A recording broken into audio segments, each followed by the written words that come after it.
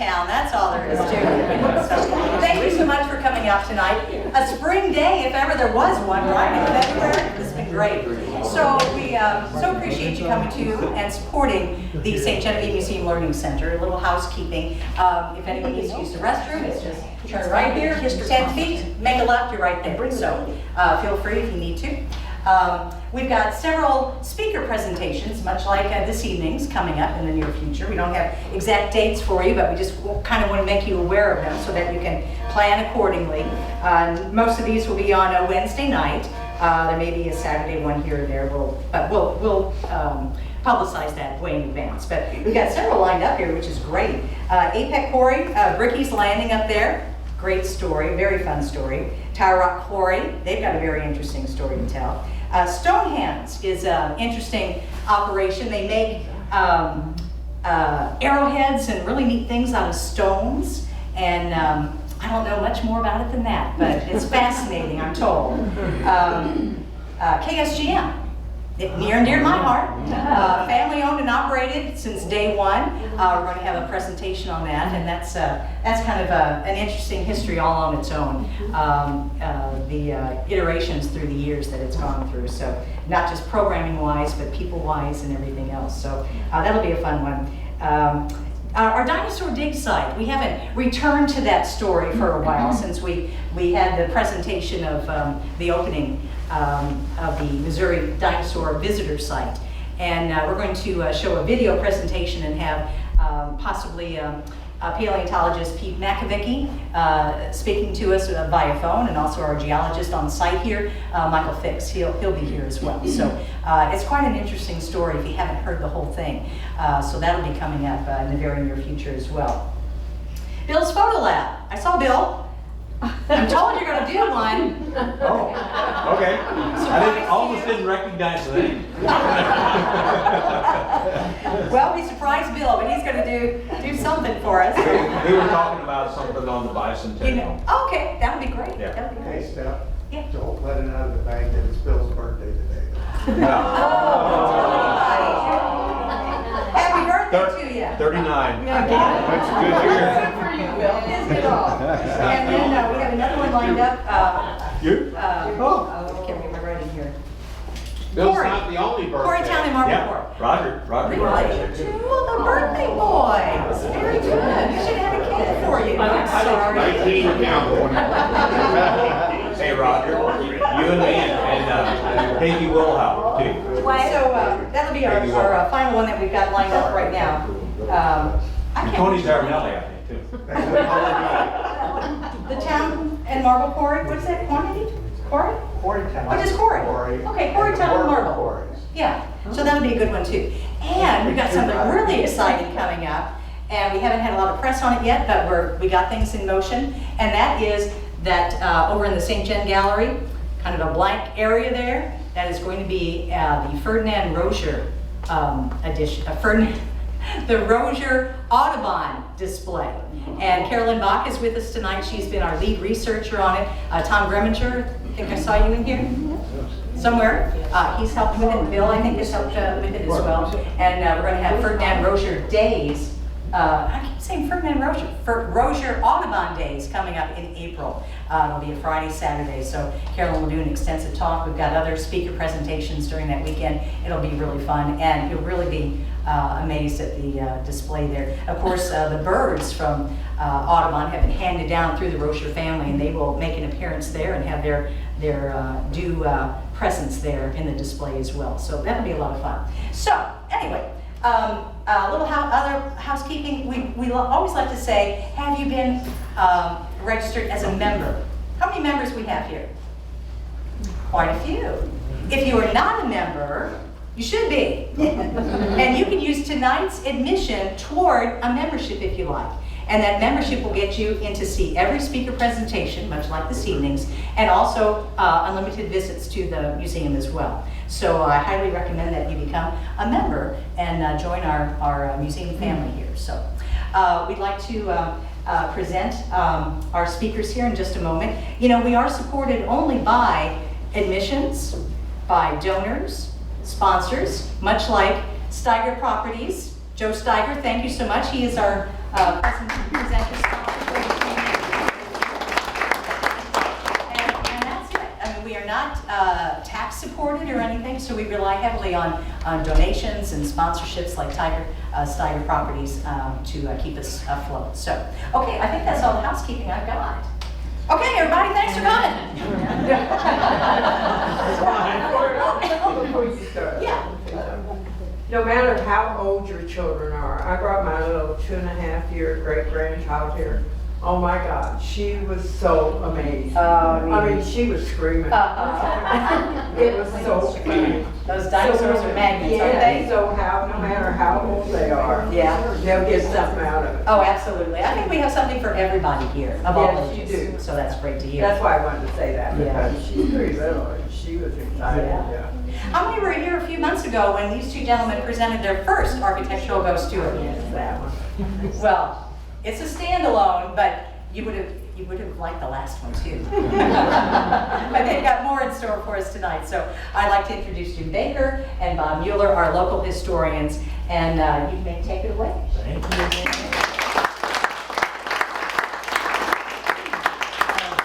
Thanks very much to the St. Genevieve Museum Learning Center for hosting us tonight. And Bob and I come as a pair on occasion. So bear with us. We're going to kind of divide up our options tonight and maybe give you a little background information about St. Genevieve that you haven't heard before. Let's see if I can make this work. That. So, before we even get started, I have to say something about Bill Nager too. It's your night. All you have to do is look around at the pictures in here and the pictures in half the public buildings in St. Genevieve, and you see the hand of Bill Nager. And we owe him a debt of true gratitude for being the go-to person and the person who has helped to preserve and record these magnificent images of this community and their people. And he is extraordinarily generous with his time and his knowledge. And I just want to say thanks to Bill. Thanks, for being Jim. such a good man.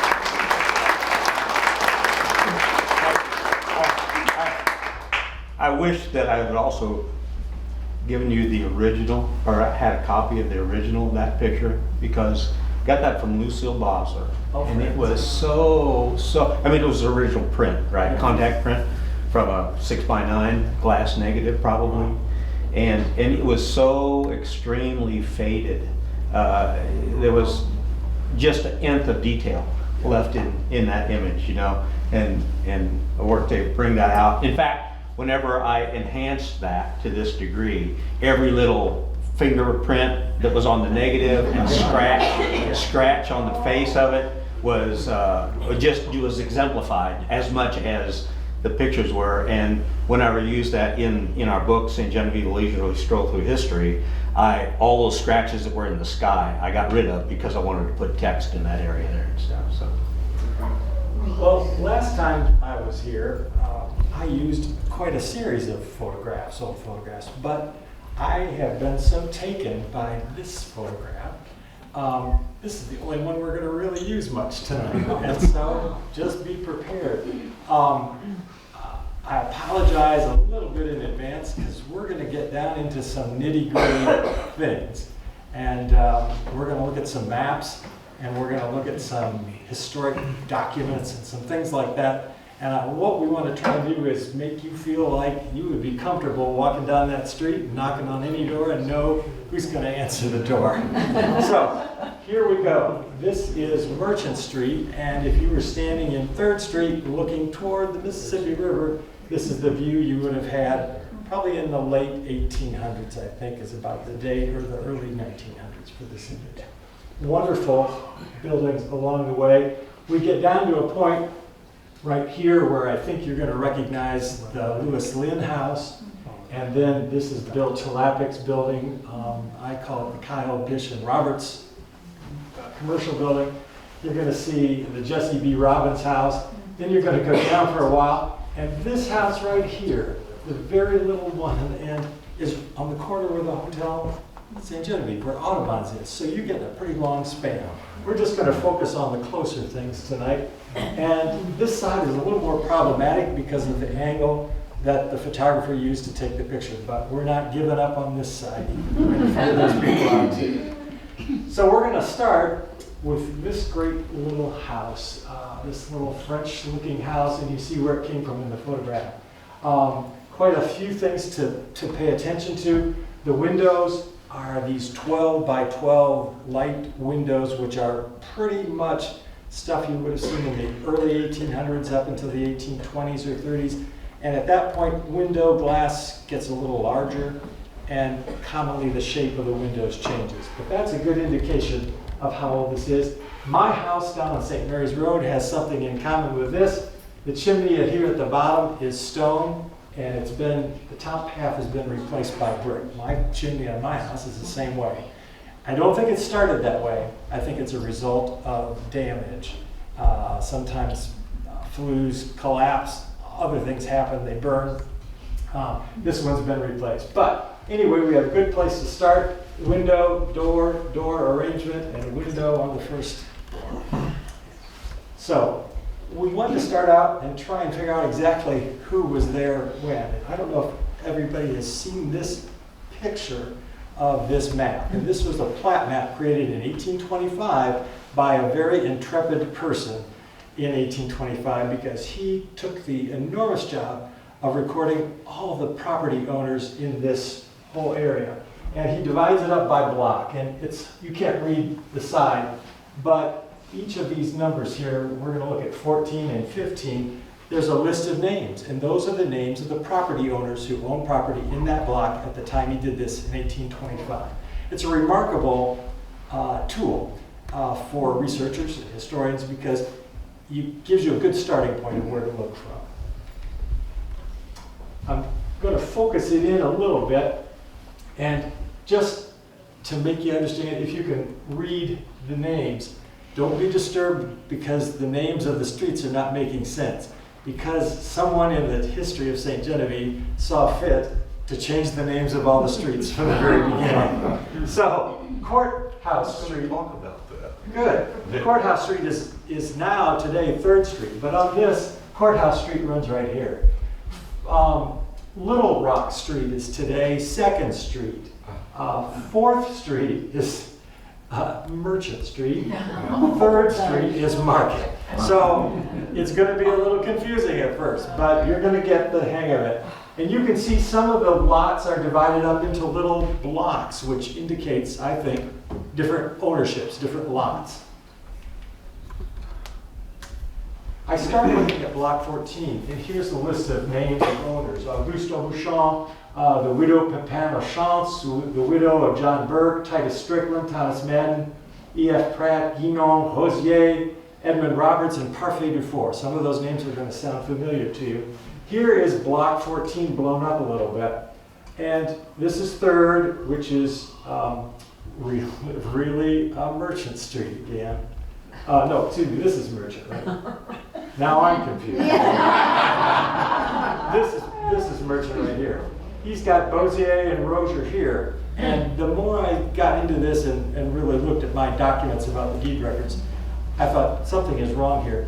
This guy, no matter how much he worked, got a couple things confused. And this block of ownership actually gets reversed. It should go this way. It's a good challenge for researchers because, you think everybody in 1825 knew what they were doing, but we all make mistakes. This thing is the meridian line, which is what's drawn on a lot of maps to indicate the difference between north and true magnetic north. What he says in this is an indicator of how he was feeling. He says 5th Street, which is comparatively runs, and he gives the heading, and is the only straight street in this town. You'll notice that his drawing, all the streets are perfectly straight, all the blocks are perfectly square. If you look at it today from the air, you're going to see a big jumble of things that go like this, and they're twisted, and every street has a little curve in it. So I'm imagining that maybe he got a little frustrated at the end of his work. But he did a great job.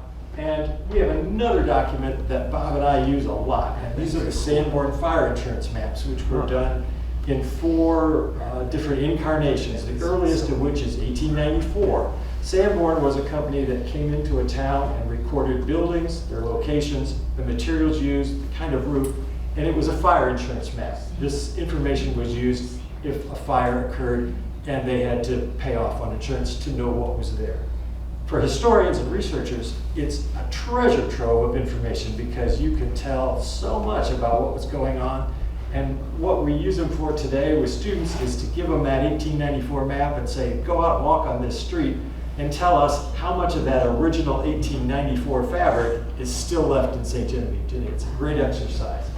This is the area that we're worried about. You see the Sanborn folks use the real names of the streets. So Merchant is right here. We're concentrating in this area of the block between 3rd Street and 2nd Street. So that kind of gets you a little oriented into where we are, and I know it's complicated. And there we go. So the photographer was standing right about here, I think, when he took his picture. So we're gonna go this way. And the house right here seems to be the one that's in that picture. So that's where we're gonna start our focus. In the deed record books here in St. Genevieve, that is another amazing record of all the transactions that took place.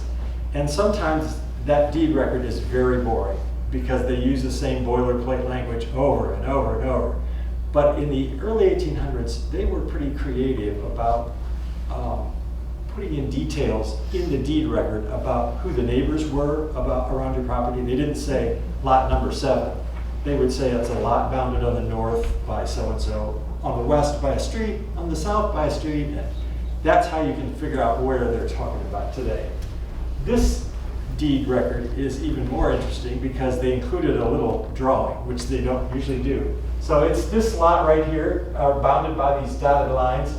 It's in French, so it's 42 PA, and it's on a la rue, which means that faces the street. So it's a lot that it just has 42 feet frontage on that street.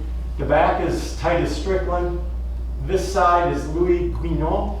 And over here we have a company called De Pestre de Mun and Company. They were merchants here in St. Genevieve. So De Pestre de Mun owned a pretty good chunk in that block. They sell off this unusual little skinny narrow lot. They sell to Jean-Baptiste Huberdeau, which we've all heard the name, and it was in 1860. And in the deed, which is in French, they sell les bâtiments, les arbres, and les clôtures. So they sell the buildings, they sell the trees, and they sell the fences. That's what's mentioned.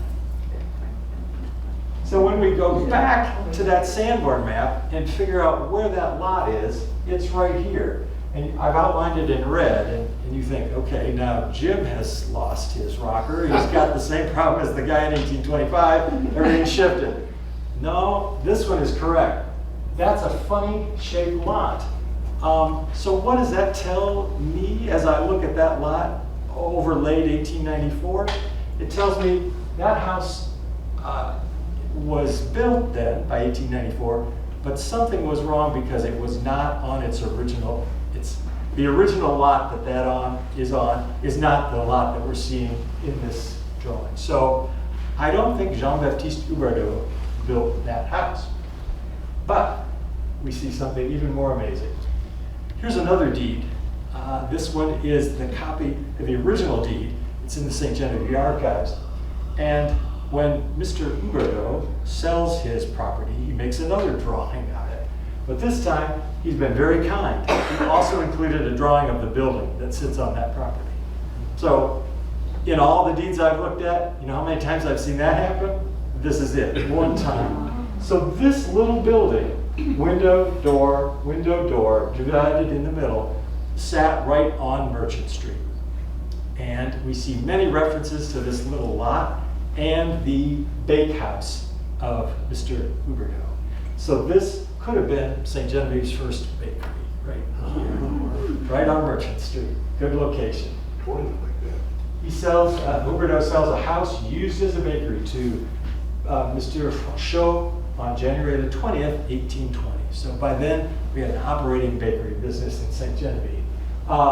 He's bordered on this side by Thomas Madden, still bordered over here by Dr. Guinon. Here's his 42 feet of frontage. Here's a close-up of the thing, if you can see a little better. I think it's pretty much remarkable. And you can even tell something about the doors. See those angled lines?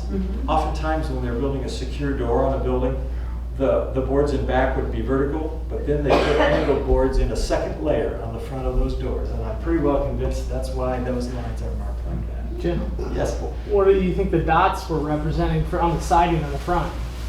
maybe siding, but my thought is it just could be a plastered surface on the front of the wall of that building. But this is interesting. I've never seen this treatment before, but that could be how the gable end was done. So we're back here now, and here is our lot where that bakery building stood.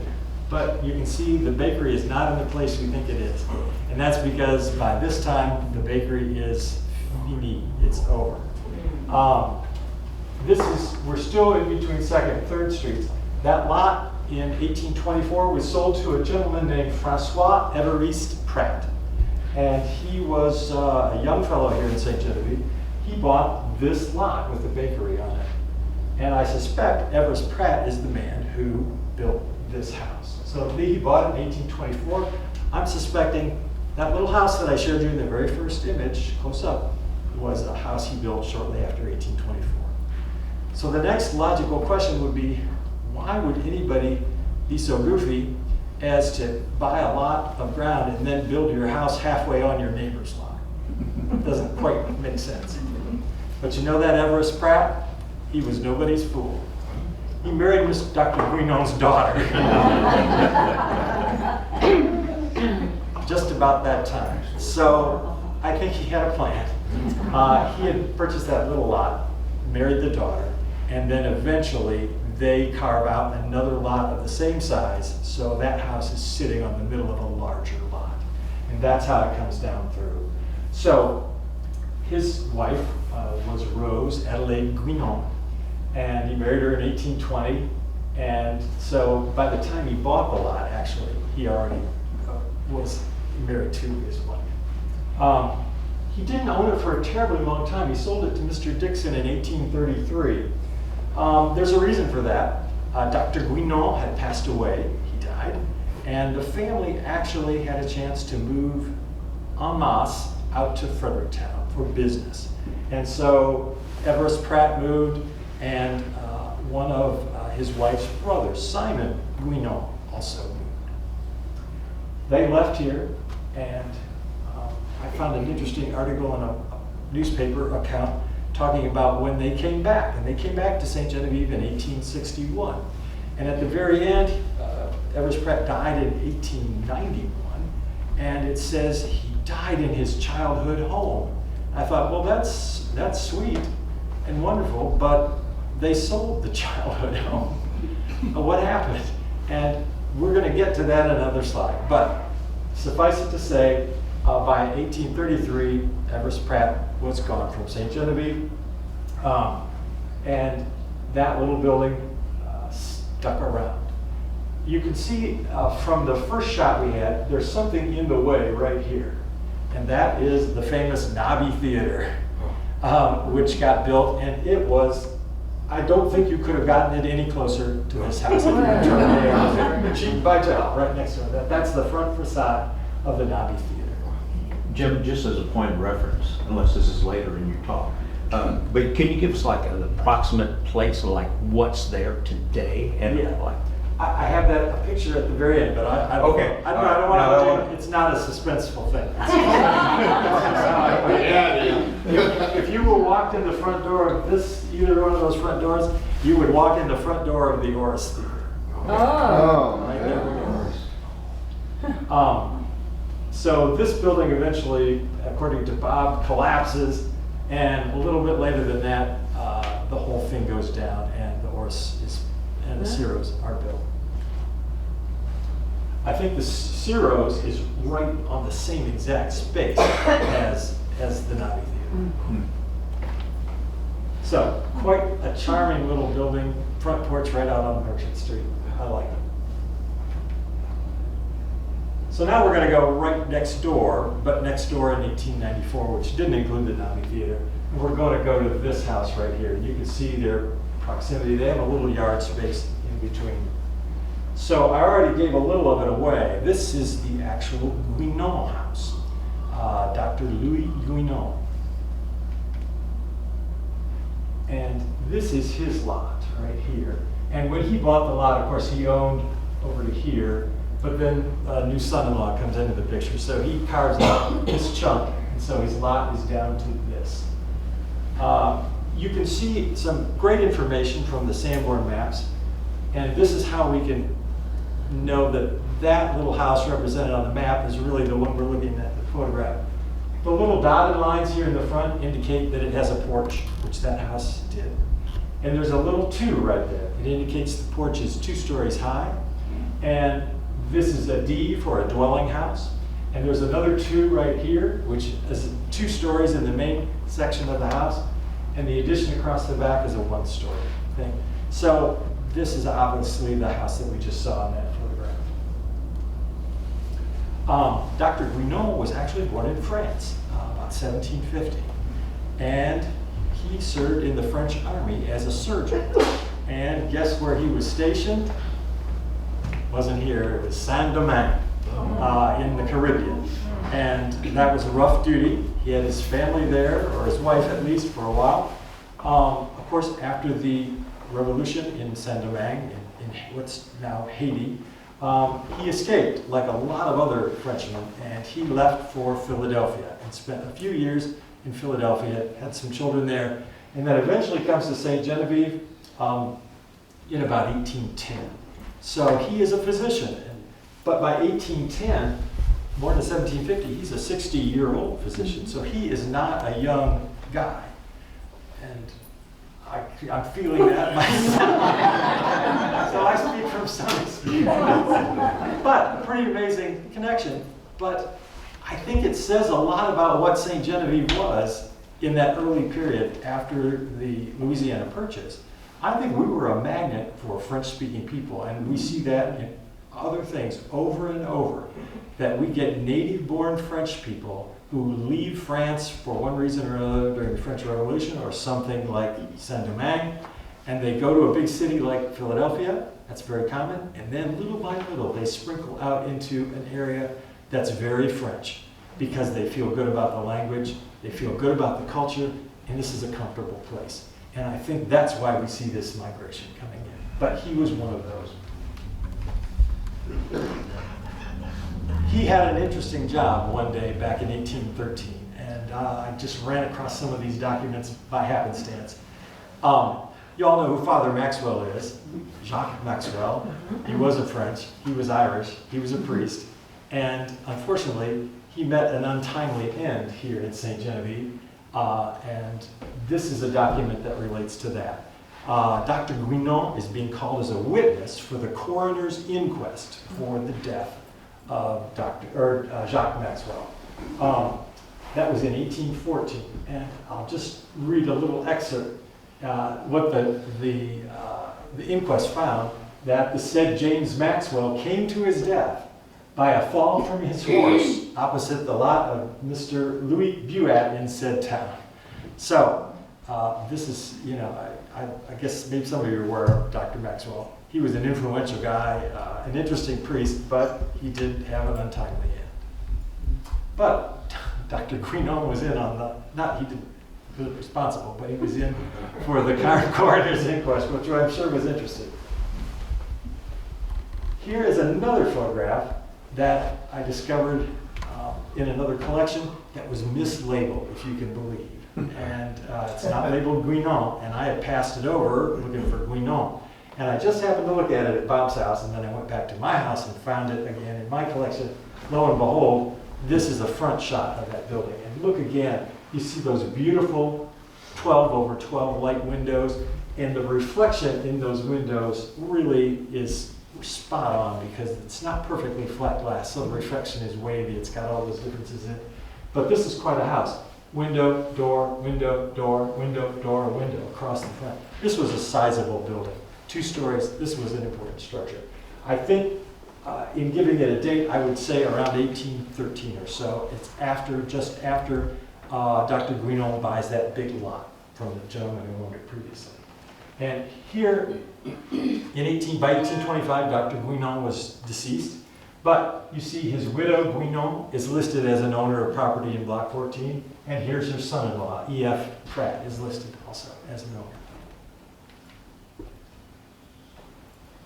Here are 2 great portraits of Dr. Guinon's son and his daughter-in-law. This is Simon, the gentleman who went over for business into Fredericktown and came back, and his wife, Carmelite Guinon. Anybody know what Carmelite's maiden name was? Bozier. She was the daughter of the guy from across the street, which in this situation is one of many little fingers of connections that go out, and it creates kind of a web. And I think any place you look in St. Genevieve, you're going to find those connections. That just gives this tapestry such a rich depth to understand what it was like to live here, because if you weren't related to them, you were going to be shortly. So it's just part of the thing. So when they came back in 1861, Simon actually ended up purchasing his father's house back in 1861. And Mr. Sebastian Ziegler bought it from the family in, I think, 1833. He died. His son inherited it and turned right around and sold it back to the Guinons, so they moved right back into the house they lived in until Simon died in 1891. Yeah. Great portraits of those folks. We're looking down the street a little, and because this photograph is so beautifully scanned, it blows up and you still get lots of really great detail. So now we've accomplished that Guinon house, the 2-story one with the 2-story porch. Now we're looking just past it to this building right here, and everybody knows it because it's still standing there today. God bless it. The Senator Lynn House. And so everybody, I think, in town knows that as the Senator Lynn House. And unfortunately, or fortunately, Senator Lynn didn't build that house. And let's get into figure out how that house ends up getting there. Jim, are all these vertical log houses, or? I would say no. I'm guessing that some of those houses built by the people coming in could be more American framed. The little 1-story one with porch seems to me as though that would be the best possibility to say that's a vertical log house. But there's, without putting your hand on that building, it's pretty hard to say today what it is. It's a great question. Here are the owners in that block, and we have Ferdinand Rozier, but you probably don't know your block numbers in St. Genevieve, but Ferdinand Rozier, his well-known house is on the opposite side of the street. He's in block 15. What's he doing in block 14? Did the guy in it make another mistake? Well, let's look at his list right here. Bozier, Rozier, and something's wrong with this too. He's done that mistake where he has misplaced those things, and they're actually to the side. We're going to go down to the Sanborn because it's a little better for accuracy. Here is that building. Here's the house itself, and then remember from the image we see that kind of addition onto the side of the house. The addition is gone today. It's not there anymore, but this is what it looked like in 1894. Again, a frame building, and it's 2 stories in the front, which the Lynn House is, and 1 story in the back. That's perfectly good. Parfait Dufour, which is a name you ought to recognize, owned that entire corner of that block. And it's Parfait Dufour who starts the ball rolling, and he sells 86 feet of frontage at the west side of his lot. And that goes to a guy named Abraham Newfield. And I think it's Abraham Newfield who's responsible for building this house. It's a very early American frame house, 2 stories, very indicative of that period, and it's about 1806. And let me show you why I think that's the case. Abraham Newfield, two-story frame, about 1806. Remember, it was built without this side porch that we're so used to seeing. And I think it's going to relate to some more commercial use. And let's look at a little advertisement that appeared in the newspaper up in St. Louis, the Missouri Gazette. It's about a company called H.M. Shreve, and they were announcing that they were setting up a business in St. Louis and what all they were going to sell, dry goods, all those things, groceries, hardware, china, queensware, all those things were for sale up in St. Louis. So what does this have to do with us? Right down here in that last paragraph. They have opened at St. Genevieve, at the new storehouse belonging to Mr. Newfield, an assortment of the above mentioned goods, which shall be sold at reduced profits. So that's our indicator that yes, indeed, that building was built by Abraham Newfield, and it was in place by the time of this ad. Looked a little different than this, but the same shape, basic shape of the front of the building. That is the Newfield building. And here's that addition onto the side, if we can't see that. But Abraham Newfield had a few problems himself. Oh, what was Newfield's business? I always thought he was just a regular merchant, but I've come across a few things that tell me otherwise. This is a bill in St. Genevieve to Peter Bolduc from Abraham Newfield. Can you all see this far up? To cutting a pair of pants. He was a tailor. To making a coat. $6.50. And so this is a bill for $13.50. I think Abraham Newfield was a tailor. And we're going to get to that one more step. $10 reward, which was a sum of money. What happened to poor Abraham Newfield? He got himself an apprentice. What happened to the apprentice? He ran away. This is the ad that was in the newspaper up in St. Louis, put in by Abraham Newfield about this young man in June of 1819. His name was William Watson. He was an apprentice in the tailoring business. He was 18, 5'6" high, light hair, large eyes, a coarse voice. He speaks French and English. He thinks he got on the steamboat headed for New Orleans. And he's given a $10 reward if somebody apprehends his apprentice. Because in those days, you had an actual contract with the person you were going to have an apprenticeship with.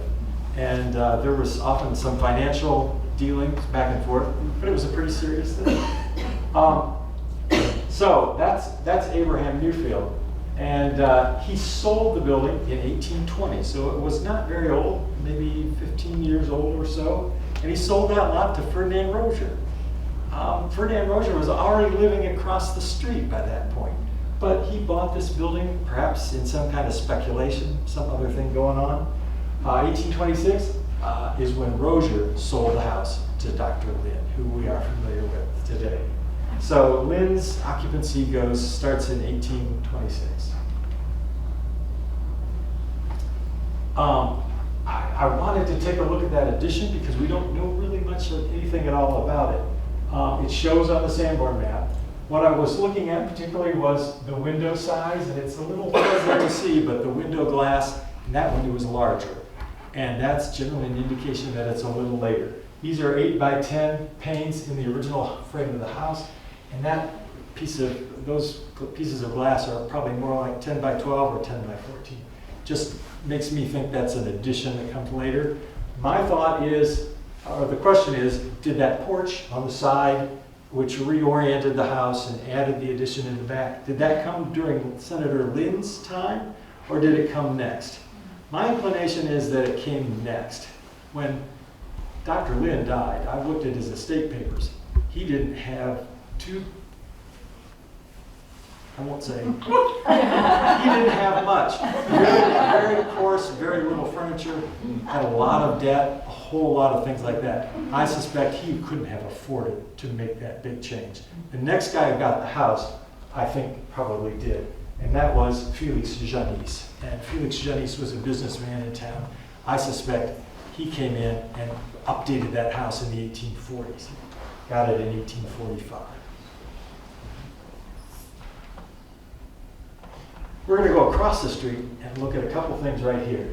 We don't have much to go on from our panoramic view of Merchant Street, but right here, and I've blown this one up because there's some things I want you to look at and notice. One is the material of the building, which is obviously brick. There's a marvelous egg and dart cornice trim right around here. That's fantastic. But what do you all think this is on the roof? Sign. I think it's a sign. So to me, that says this is a commercial building of some sort to have a sign on the roof like that. Let's explore that a little bit, because when we get down into the ownership of this, we're looking at the area right here, and we saw brick. The pink colored buildings here on the Sanborn map indicate that it's built out of brick. I'd say we were looking at one of those two buildings right there. Jim, don't you also get an indication of roof line from those Sanborn maps, like which way the roof slopes? Is there like a peak line there? I don't know that there's a peak line, but there definitely is a material. So metal roofs are marked differently, composite roofs, but then a shingle roof is marked with an X in the corner. That's pretty typical. I think that building was torn down around 1908. Yes, it was. It was. Here's those owners at the time, and let's find this name next. Charles Gregoire, I think, is the gentleman we're looking for. And here we go. Block 15 has got the same problem Block 14 has. Here's the original from the map. It says Gregoire is up at this corner, and today this is where the Shaw House is. And Rozier's in the middle of the block, then Dufour, then Bossier. He's got it just kind of roofed up. If you take this section, rotate it, now the lots are exactly like they were in 1825. Gregoire is at that far end, where we're seeing that brick building in the image. Bossier is at the corner where he's supposed to be today. And I'm getting my high sign, so we're going to put on the gas. Brick buildings. Here's that frame building that they're talking about. When Charles Gregoire established his business, he was a pretty well-established merchant. He bought several little lots in a few years and added them together and created kind of a commercial compound there from 1815 to 1819. He got in a little trouble too. And this, I just found this image of Charles Gregoire. He was also born in France. And he was born in 1758. So he was a fairly elderly gentleman by the time he was doing all this. He was on the steamboat Hecla. And the steamboat Hecla is connected to St. Genevieve. I think, I don't want to misquote, but I think Ferdinand Rozier had a part ownership in steamboat Hecla. What happened was, they were on that steamboat and it blew up, the boiler blew up. And he writes a letter, Charles Gregoire, says, "We're in the greatest distress. Now lying 20 miles above Point Chico, our boiler bursted on Friday the 27th of September, killed 2 men and severely scalded 7 others. Since our departure, our captain, mate, pilot, steward, and 7 others, 5 of whom were passengers, have died with the fever. I hope you will send immediate assistance. Our situation is very critical. Not one moment to be lost." This was serious. They were stranded. Nobody to run the boat, and the boiler had blown up. So it's bad news all the way around. But he must have made it back because he didn't die until 1832 in St. Genevieve. I used the Sanborn map, but I rotated it so this is 3rd Street and this is Merchant Street and this is Merchant. You can see we're pointing to this corner right here. That's the corner of the brick building, and this corner right here of the frame building you have to see from another direction. So this is the picture of 3rd Street, and there it is right there. That frame building with the siding is the corner that is right here, and then further on down, the 2-story building right here, that's Ferdinand Rozier's house. This is a document of mercantile sales from Charles Gregoire, listing a lot of fabric items sold. And one of the deeds describing the lot when it was sold after he passed away, his children sold that property. It says a lot which has thereon a brick storehouse, a brick warehouse, and an old frame house, and was formerly the property of Charles Gregoire Sr. So that's just exactly what we saw on that sandboard map. Frame building. Roger's house was directly across the street from the Guinon. This house, the Roger house, wasn't built by Ferdinand Roger either. It was built by our friend Jacob Philipson, who built the Felix Valley house a few years after this. But this is 1811. He advertises in St. Louis that he's closing his mercantile business in St. Louis. He ends up coming to St. Genevieve to start over. And what I wanted to show you was things were pretty good in those days. And St. Louis Brewery, which ought to perk up everybody's attention, operated in St. Louis, obviously. But believe it or not, the owner of that brewery was Jacob Philipson's brother, Joseph Philipson. And at the very end is where we want to go. Beer will be retailed at the rate of 12.5 cents per quart at the stores of Messieurs Sylvestre Labadie and Michel Tesson, and at various other convenient situations in this place, and at St. Genevieve. A constant supply will be kept up at the store of Jacob Phillips. So that's where you go when you want a beer. Phillipson mortgages the house, and I want to read to you what he put up as a mortgage. $1,000 in silver, and the quantity of 33,042.5 pounds of lead bars. That was the collateral he put up when he needed money. He got a mortgage from Louis Laporte. He turns around in just a few months and sells the house to Roger. So that's how it gets there, into Roger's hands. Here's Mr. and Mrs. Roger. They were married in 1813, so just very shortly before this time. Two important things. I don't know if you remember seeing the image of that house from the earlier piece. This arrangement of two front doors was the original arrangement. So there would have been dual staircases, I think, going up. One side commercial, one side residential, just like the Felix Valley house with the stairs out in the sidewalk. It happened at the Felix Valley house and at all these other places. People got tired of those stairs being in the sidewalk and they made other arrangements. Same thing happened at this house. The porch gets built on the side and that's where the stairs come up. But this is the original location of the entrances at the front of the house. I wanted to show you this marvelous piece. This is Ferdinand Roger's accounting desk, the original one. It's up in the Missouri Historical Society collection. Beautiful cherry piece, and it's spot on for the time and the place. It's marvelous. We're right at the end.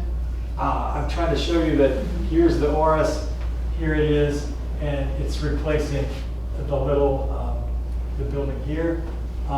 This building over at the winery is right here. That replaced the site of the Guinon house.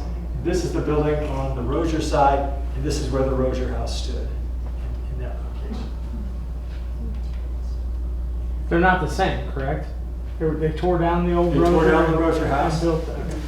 In about 1908, I think. However, all is not lost. This is what makes me excited. I thought one of those brick buildings on Merchant Street was one of the survivors of Charles Gregoire, but it ended up being not quite the right shape. This is the real thing. This is a brick outbuilding behind the house there today, but it's behind what would have been the Philipson Roger house. And this is a period outbuilding that still exists. And I don't think they built outbuildings like this with these beautiful 112/12 light sash.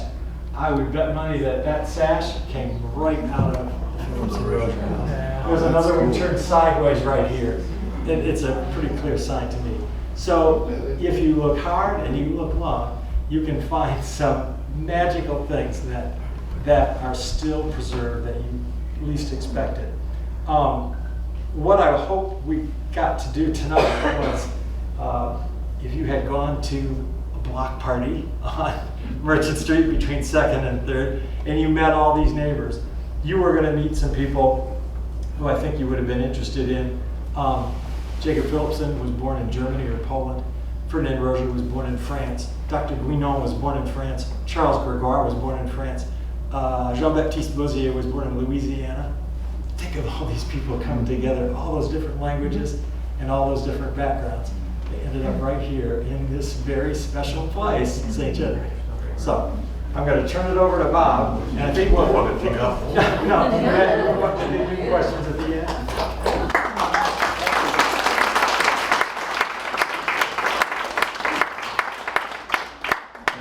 I'm going to talk about another downtown lot, and then I'm going to kind of venture further afield. So I'm going to start with the church lot, Block 18. And Block 18 is half the courthouse, it was half the government lot. And the west side was the church lot. And so, actually the churches start down in the old town. Our first church was really probably a chapel around 1852. Later on, we built a church down there. It was a vertical log house, or church. And actually, we had 3 of them down there. You all remember the famous flood of 1785? Everybody thinks, oh, they just moved up here to the Little Hills that week and we were new town. Well, that didn't happen. They actually built a new church in the old town in 1788. And then, so there was a big battle between Henri Perrault, who was the commandant and captain of the militia. He wanted to have the new town at the Saline, where he owned land. And everybody else wanted to be up here at the Petite Côte, the Little Hills. So in 1794 or 1793, they actually moved the commandant's house up to the new town. And in 1794, the lieutenant governor gets involved. He says, you're going to move the church from the old town to the new town. So our first church in the new town, Block 18, looked sort of like this. This is Holy Family Church in Cahokia. And we actually, that church didn't last too long, 1795, and then about the 1830s, we started getting a lot of Germans in here. They were all Badisch in southern Germany, Bavaria, Catholic. And so that church was getting too small, so they decided to build a stone church. By the way, this little building on the left is the rectory. And this is an 1842 sketch, so we know what we're talking about. It's just right after the church here, the stone church was built. It's kind of interesting that bell tower was outside on that church. We think that the wooden church was just to the left of this church.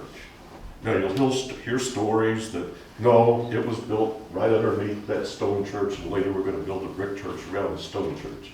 We don't really think that happened. But here, this picture is a picture of that stone church. Jim mentioned the Gregoires. If you look at that house in the back, that's right across the street from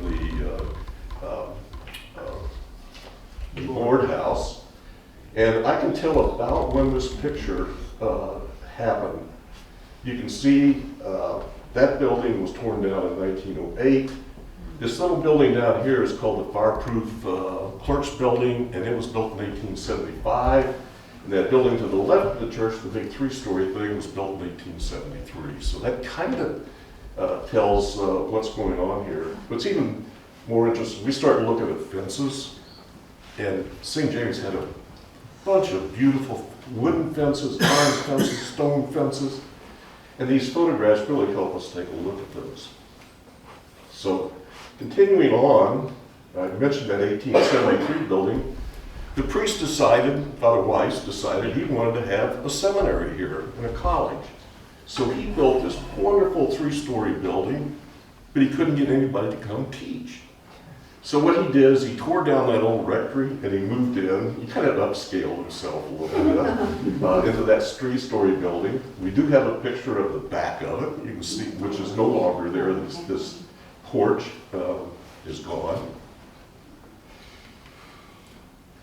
And then we have a picture of the new church, which was started in about 1876. They were debating whether to expand that old stone church or build a new one. And they finally decided to build a new one.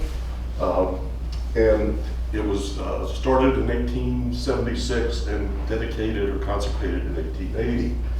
You can see a few things here. You can see the front steps are different than what it was.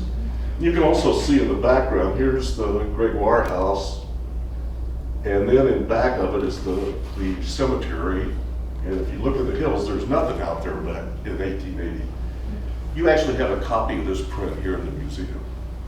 It came from an atlas in St. Francis County. It's the first place I found it. We don't have an atlas of the 1880s. That was where a company would go around to a county and they'd start drawing pictures of various buildings and they'd sell you the atlas. We have a picture of one of Linda's great-great-grandfather's farm in Madison County, Illinois. So this is a kind of a look at what St. Genevieve's Church looked like. It already had the statue of St. Genevieve in there. That's a 600-pound statue that they put in there. It was built with those little spires around there. Did you know you could walk out a little door up there and stand on that ledge? No, my brother did. He said one time. We can tell by the newspapers are wonderful. We know when the clocks went in. We know when the lights went up there. We even know when a start got impaled on the cross. That stayed up there for a few days. So I'm kind of, as Jim and I are both enamored with sandboards. They are just marvelous pieces of information. They tell us, oh, here's a stone building, here's a brick building, and it shows that, you know, we always say that when they built the new brick church, they built it around the stone church, and then they took the stone church out.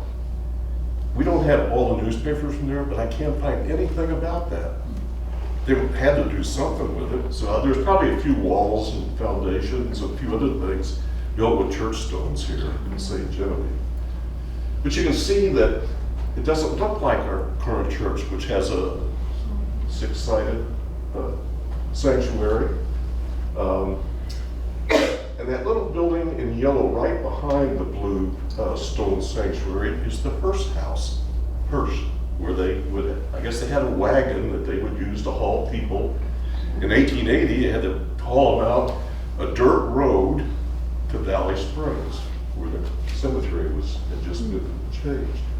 There's a chicken house on the lot, a shed. I'm not sure what that 1.5-story building is. I haven't ever figured that out.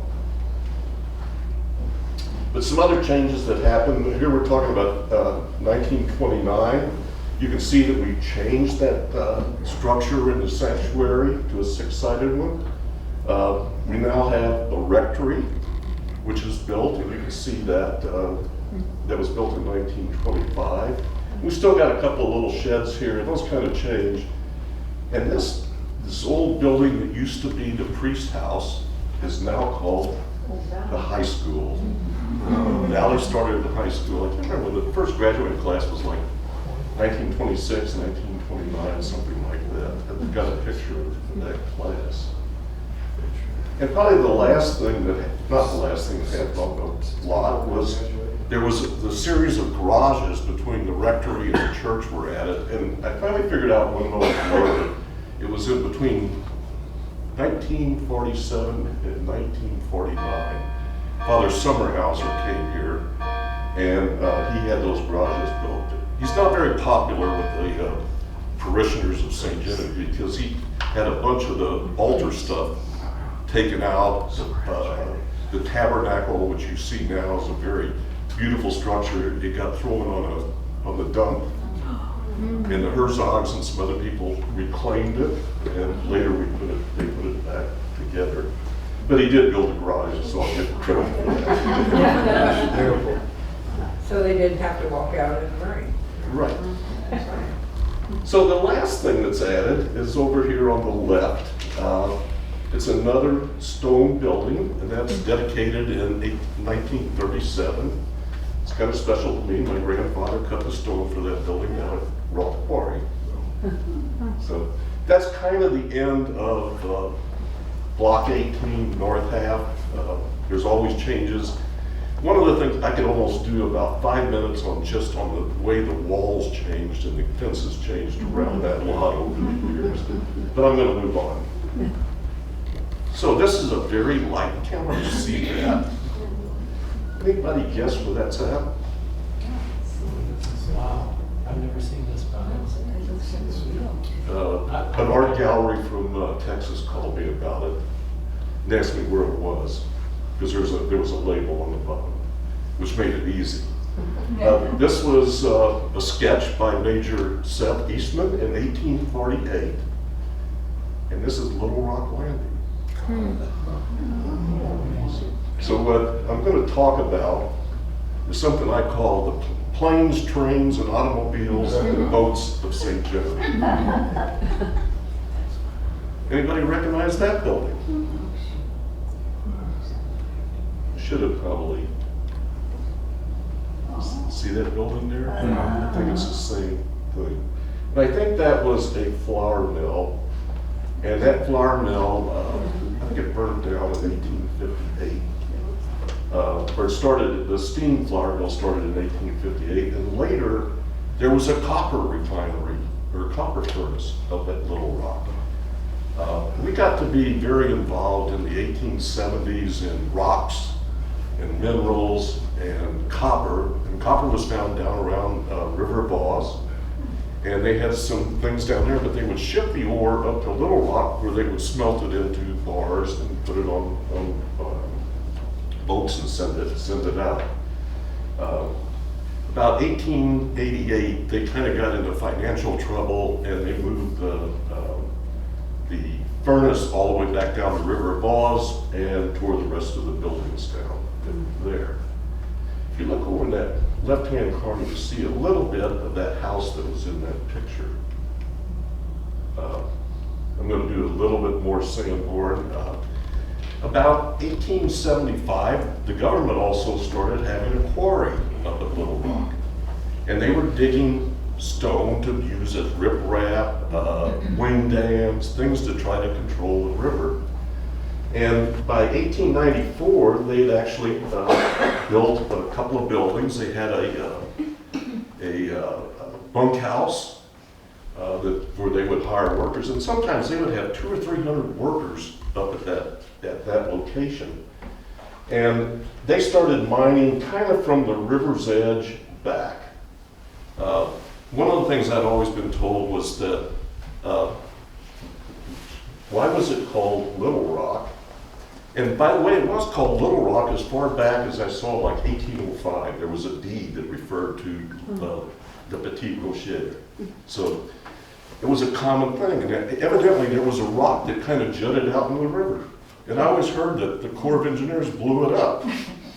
Well, the Corps never admitted it to me when I asked them. But what I think finally happened was they started mining back from the river. They used explosives to get the stone away, and they actually blew up the little rock that was there.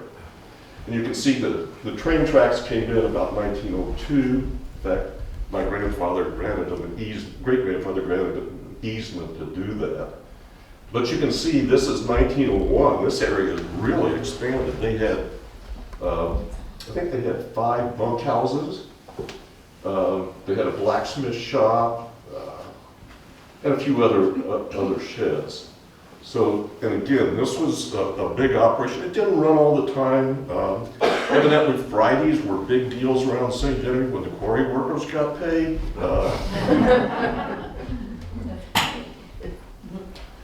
So this is kind of a look at back, and this is again thanks to Bill Magger.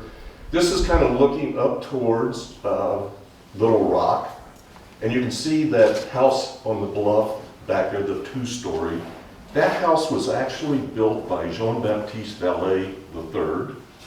So it would be Jean-Baptiste, and then Jean-Baptiste Jr., and Jean-Baptiste III.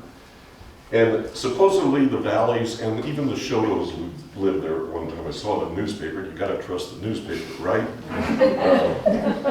So you can see that warehouse that was there.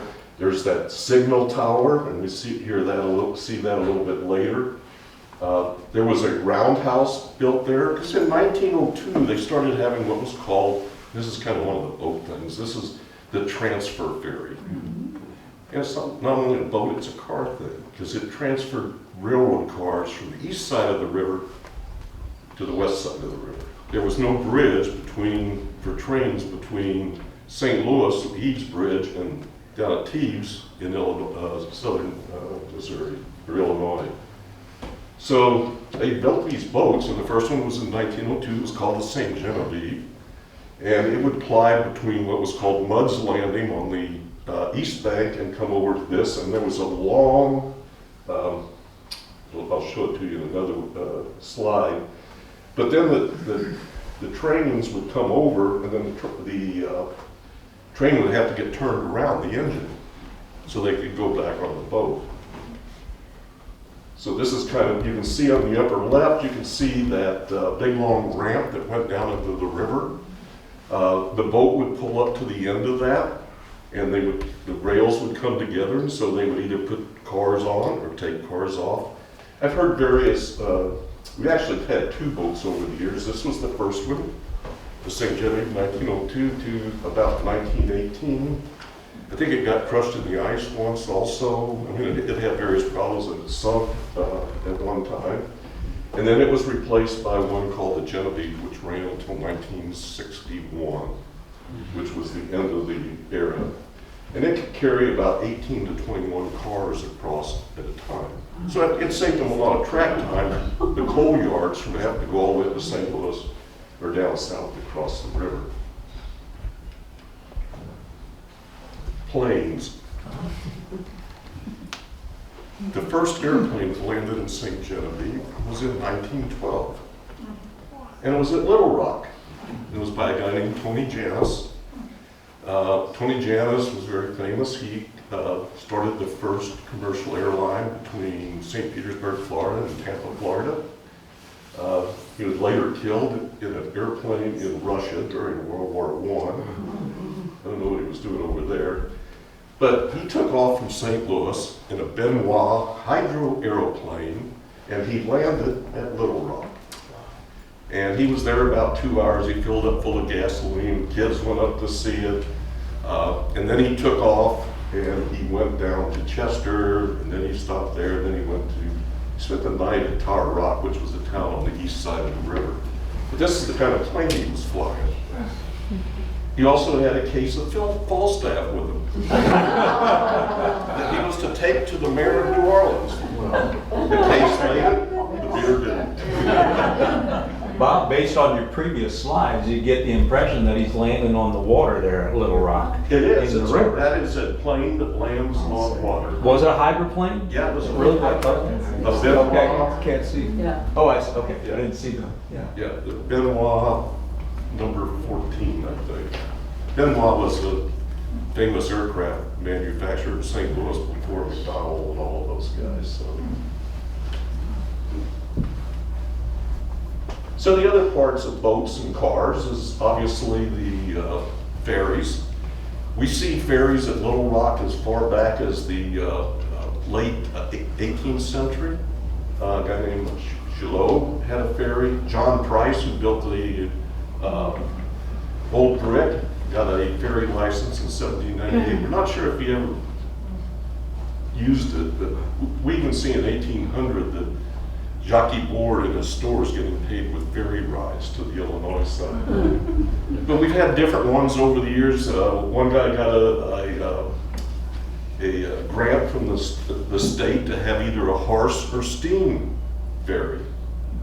By the way, St. Mary had a mule ferry. We've got pictures of that too. But we had names like DeWitt. We actually have a picture of the DeWitt ferry. The Little Gem. How many of you remember the Snap and Jewels? Yeah. You know what that was named after? There's a tavern in Modoc called Snap and Jewels. I don't have a picture. If anybody has a picture of the Snap and Jewels, I'd love to. But then we have our modern ferry. The Tower Rock ferry was dedicated in 1986. This was one of my favorite photos. It was an American Queen bus coming across the ferry. And I was a tour guide, and we'd meet them at the ferry landing and take them around town, and then they got to go back by Highway 51 at age and that sort of thing. One time the river was really low, so they pulled the boat up to the, that's a pretty steep incline on that ferry landing. Well, as soon as that bus's back wheels got off the ferry, the boat rose up and ramp up. So I stood for an hour and talked to these people on the bank. Well, before we got the wrecker out there to pull them off.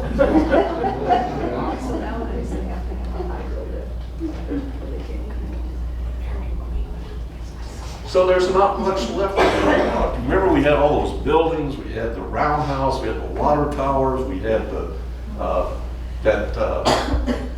should go back just a little bit. Whoops. Bob, the American Queen shut down this week. Did it? Yeah, that said, it's really low, you can almost get tickets for nothing on the Well, you can't get a ticket anymore. They went out of business.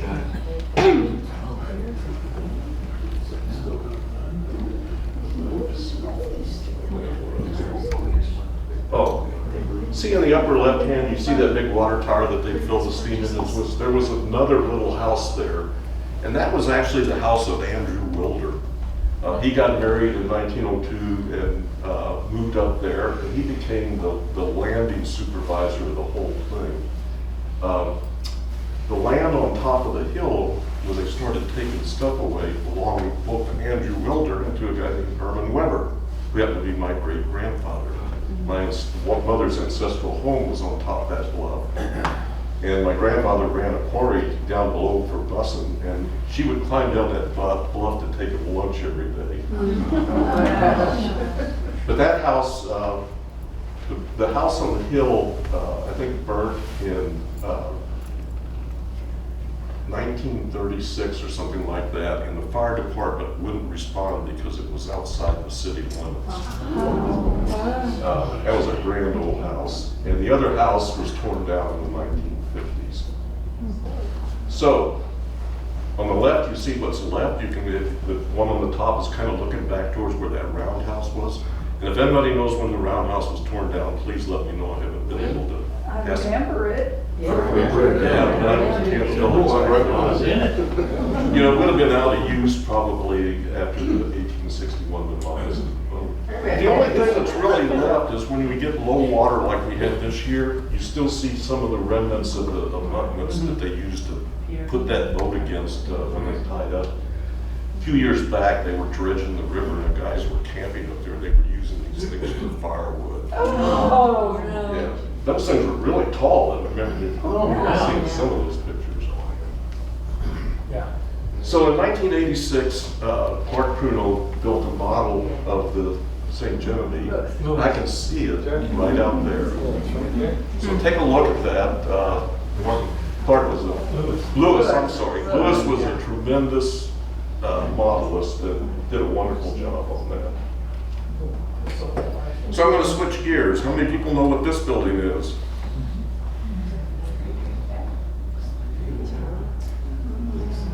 Took me a while. I think Jim was the one that finally told me what it is.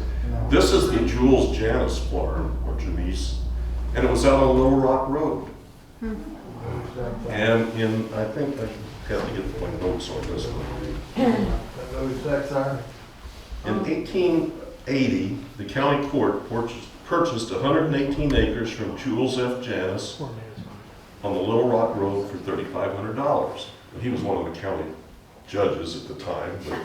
So this was going to be a county poor farm where indigent people could be sent. And in 1887, they completed a wash house and a smokehouse. And then this building kind of started really to fall apart. And in 1911, they decided to build a new building. And in 1911, they built the one wing, because it ended up with a main building and two wings. And the next year, they tore down the old building and finished the other wing in the main. So you'll probably recognize this building.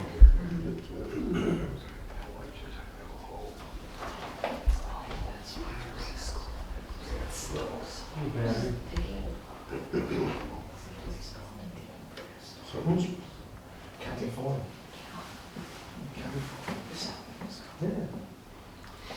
So you'll recognize this building. This is started as a new pork farm. And by the way, pork farms were not always looked on very well by the community. A lot of people complained about them. When the first one was built and when this one was built, oh, it's a great extravagance, you know, because people, the relatives should take care of these people and that sort of thing. Well, they kind of went along, and one of the infamous parts of this site is in 1937, this is what was the location of the last hanging, public hanging in the state of Missouri, where Hardy was hung. Never say last, never say first, never say oldest, because there was a hanging in Kemet 2 weeks later. So, Bill, you're going to have to amend the book. I'm sorry. Apparently Chillicothe claims they have the last hanging too. So is Boonville. Boonville. So, you know, this was kind of an expense to the county, and in 1949, they decided they're going to kind of get out of the business. They will still send people there, they will still pay for those people, but they were going to put it up for bid, and they actually sold some of the property. And a guy named Frank Bigler and his wife became they just leased it from the county, and they called it the St. Genevieve County Rest Home. And it went along until there was a number of owners. About 1980, they sold it to, let's see, in 1979, no, 72, they sold it to Samuel and Leah Scalzo, who started the Greenfields Nursing Home. And in 1978, there was a fire in one of the wings, and one of the patients died, and one of our volunteer firemen died in that fire. Stan Schwinn, he was the assistant fireman. The Sacozas said they weren't going to reopen. The guy from Farmington said, yeah, we will. So they opened the Greenfield Nursing Home. In 1979, 1983, they sold it to Janet Kemper and her husband. She was the chief nurse there. And in 1986, they sold it to a guy named James Giordina, who called it the Corbin Terrace. That was a new one to me. And in 1992, they sold it to Dick Reminger and Suzanne and Charles and Janet Swan. And it took them about 4 years, but in 1995, the Swans sold out to Dick and Suzanne. And then in 1996, Dick and Suzanne opened the Stay and Play, and that is the current status of that Jules Johnny's house from 1880s. I get into kind of strange things. Jim gets the good stuff. So, anybody know where this is at? Anybody know where Dempsey Construction Company is? It's mine now. So, here is a site of what was called the Raymond Rottler Brickyard in 1908. It was taken for a thing called the Drummers Magazine. The Drummers were itinerant salesmen, and they'd have a big convention, and they had 4 or 5 of them here in St. Genevieve. But this actually went back a lot earlier. This was in the 1870s and 1880s. Or 1870s, this belonged to William Palmer. And William Palmer made bricks here. And he actually made the bricks for the Catholic Church. And there was like 600,000 bricks in that church, and he made those in one summer. Well, after he did that, the next year he retired. And he went into the grocery business. I found one reference in 1901. Anthony Gonole moved some houses from Little Rock Street to a lot at the old Palmer Brickyard, Tyburn Hill. That was a new one. I still haven't figured that one out. I've been searching for about a week. So it must be up there, the same place near the Dunseys. And then Charles and Ream and Val Rottler Jr.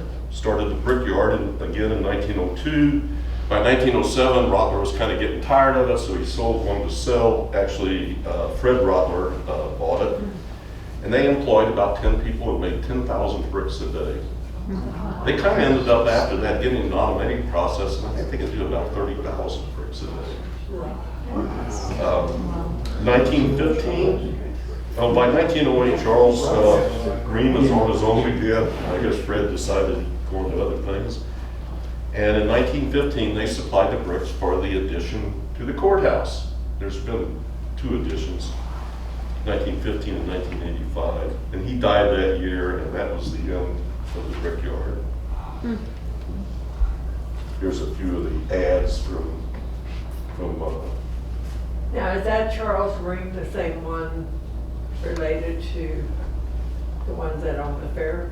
Was it the fair play? That, Reed, I don't think Reed's on the fair play. well, it was Grandma, I mean, Aunt. I think I looked it up, Iris. No, No, never mind. no relation. So this is what it looks like today. I climbed the hill a little bit. We're trying to take a shot down the same way. Actually, if you get a good view. Pardon? You can see that house. What was their name? There was also a house down here that was torn down since I've been here that was a horizontal log house. Yeah. It was one of the great losses. It was that is Third Street. One of the Third Street. I'm looking north on Third Street there? You were looking south. You're looking. Okay, I'm looking towards town there.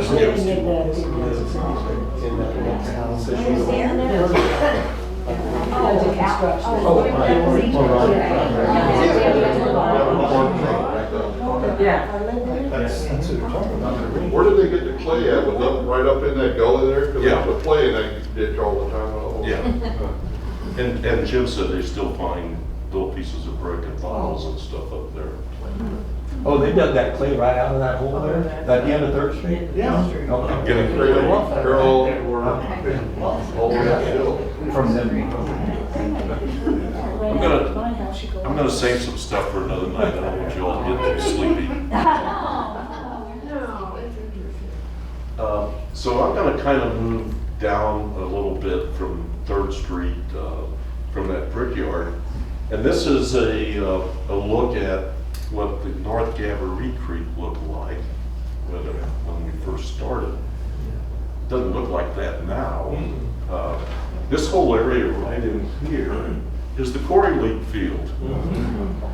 And you can see there's a couple, I want to talk about something that was in there. So this is kind of going back to what Jim mentioned that he has the students do. When we were here the last time, we talked about the 4 main central blocks, what it looked like at one time and what it looked like now. This is what in 1894, which is, I think this is Washington, or yeah, this would be Washington North. And you can see there's very few buildings left. Here's the inn, still there, and a little comp house next to it. The Florish House. So there's a few buildings, the blacksmith shop, that are still here. And these 2 little buildings that are on the north side of the North Gabourey are still here. So now I looked at from Jefferson to Washington. And you can see it was a pretty vibrant area back in 1894. But now, when we come to today, you have those 2 nice brick houses that are on 2nd and Washington, 2nd Street, Washington. And you have the old Rosers and Yealy and Jokers. And this is the house that Linda lives in, over here. And this is where the Overly Meat Market was. So, and this is where Stella's, right there on the corner, to kind of orient yourself. So I want to talk about that block a little bit.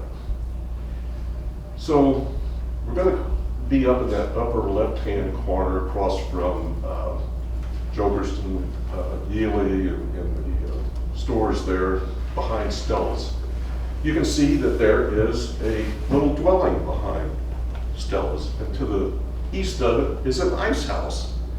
That's one of the things that's disappeared. We don't need ice houses anymore. We had at least 6 or 7 of them in town. We know we still have 2 of them. But that and livery stables tended to go away. First and last Main Street? This street? No, First Street. This is front. Yeah, this is Main. That's Well, this is actually Valley Street. Yeah. Yeah, okay. Yeah. Okay, well, what happened around, after the turn of the century, a guy named Joseph Weiler bought the lot just south of where that ice house was. And he built an opera house there called the Armory. And in the basements where our National Guard or local guard would keep their stuff, and upstairs would be a place where they would have concerts and that sort of thing. The building was christened in April 1908. It was 114 feet long, 40 foot wide, concrete floor, 16-foot ceiling, plastered with a tan color. 10 chandeliers and 3 monstrous fans. In June of 1911, the Silvery Moon Company installed a motion picture equipment in the building. And in 1914, the first Edison talking pictures was shown at the Armory. And the way it was talking is behind the screen, they would have a phonograph that would say, I bet they had a time sequence. At the same time, the Nobby, which Jim mentioned, was installing a Colby player piano. 1915, another movie house that started up in St. Genevieve called the Lyric Theater, which was downstairs here. And in 1922, they would sell their equipment to the Armory. So they only lasted about 7 years. In August of 1924, Weiler's leased it to a guy named T.F. Miller from Monroe City. And he also leased something called the Missouri Theater, which I'm going to talk about in a little bit if it's going to work. And then Miller sold it, or leased it in 1924 to the Missouri Ramblers Orchestra. And they could have dances and things there. The rent was $20 a month. He eventually went out of business and opened a restaurant in Festus. And the building would continue to be used for basketball games, boxing matches, dances, different kinds of shows. Another thing that we always hear about first is that the Boris was the first one to put a cooling system in. That's a double wrong. In 1931, Mercer installed a cooling system in the Armory Theater, and he had installed another one earlier than that in the Missouri Theater. So what happened after that? This thing became a union hall. In 1959, Jimmy Schott leased the building, and he started the roller rink, and it was called this took me forever to find out. I've been calling everybody around. It was called the Roller Derby Rink. And that lasted about 2 years, and then it shut down. I think Jimmy was moving out of town or something, and so that was it. But in 1970, they proposed it as a teen town, but that didn't happen.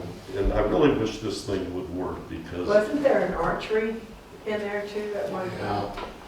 Archery. Yeah, Going out. archery. That building is no longer here, but the picture I have of it, the 2 posts that we only have one picture of that building, and it's a 1973 flood of a boat floating down almost to the line. And so after that, the building was torn down, but the 2 posts that held up the front porch are still there. So that's the last of the arena. This on Valley? On Valley Street? Well, it's on Valley and Washington, Okay. on the east side. Still,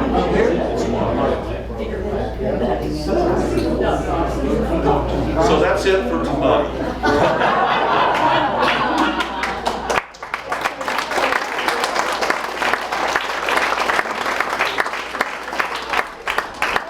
Questions for Jim or Bob? They do a great job, don't they? Yeah. Oh, yeah. They are.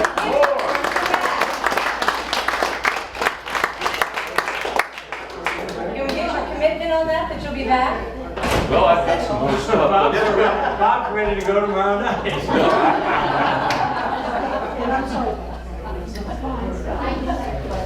Yes.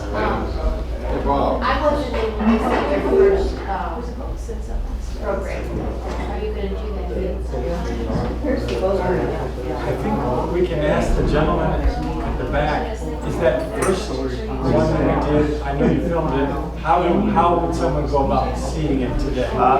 You can find it on our YouTube page at St. Gen TV. If you search YouTube for St. Gen TV, and then search Museum Learning Center, Speaker Series, Architectural Ghost Tour, you should be able to find part one. We also have most of them on the Museum Learning Center website as well.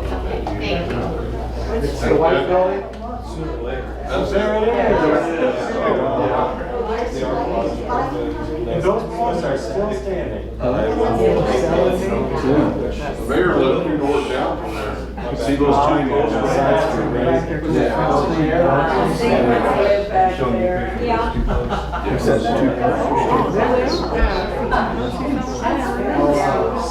So this is behind Stiller. Well, that's pretty good. We all have to go. Mission road trip. I've only ever known both Amy Dobbs.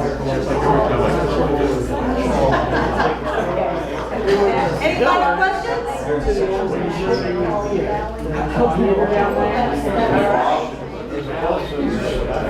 Again, I'd like to tell you, if you're not a member already, you can apply tonight's admission to a membership. They'll take care of you right now down at the gift shop.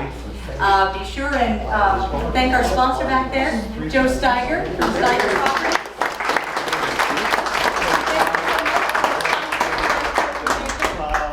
Jim Baker and Bob Mueller. They will be back. We're going to hold them to that, and I think everyone enjoys that very much. I would also say that if you like old buildings, join the museum, and you might also join the Foundation for Restoration of St. Genevieve. One of our missions is to kind of try to preserve these kind of things for the future. And the stories. Oh, yeah. Great stories. All right.